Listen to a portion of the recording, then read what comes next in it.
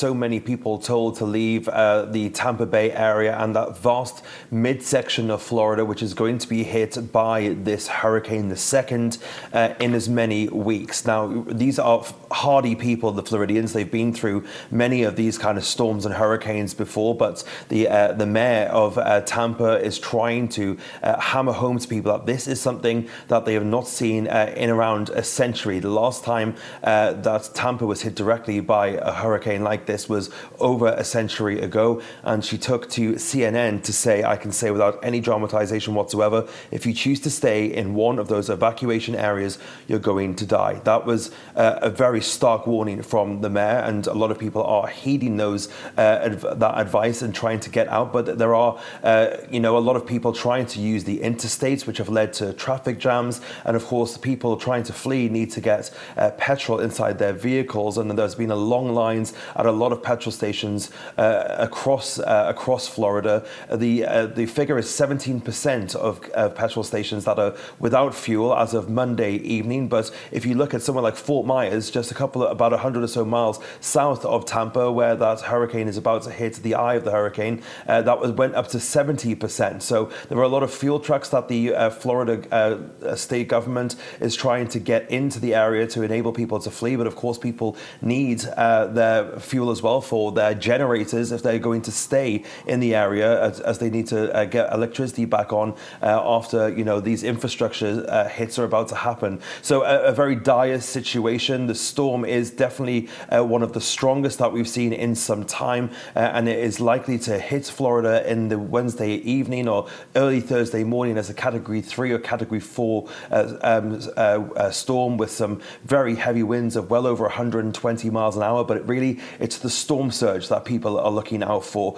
The storm surge that we saw from Helene, which happened just about 2 weeks ago, happened about 150 miles north of Tampa, but still had some drowning deaths because of storm surges around 5 to 8 feet in height. Well, now they are predicting storm surges of 10 to 15 feet in height. So a lot of people bracing for the worst, but also a lot of them heading as far away as they can. The strongest storm in some time, perhaps in a century. It has led the president to pretty much clear his agenda, Fraser. Yeah, well, we were expecting Joe Biden to fly to Europe to meet with some leaders in Germany before ultimately convening the Ramstein group to discuss the future of Ukraine's aid.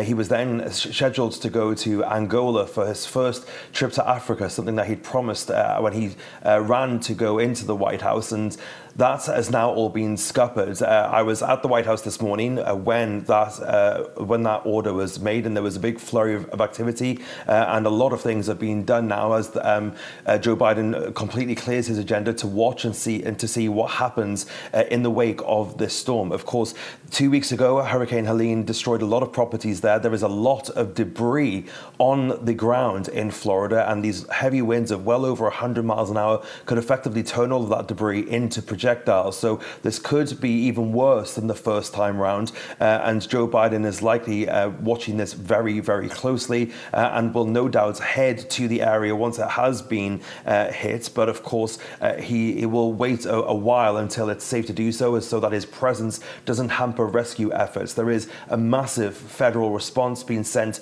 to Florida to prepare before this happens. They've already sent a lot of teams down there to help state and local authorities with search and rescue, but also to get infrastructure up. We, of course, are looking at communications, water. There's a whole wide range of help being given to Florida at the moment, and they'll be hoping that will come in good once the storm hits on Wednesday evening.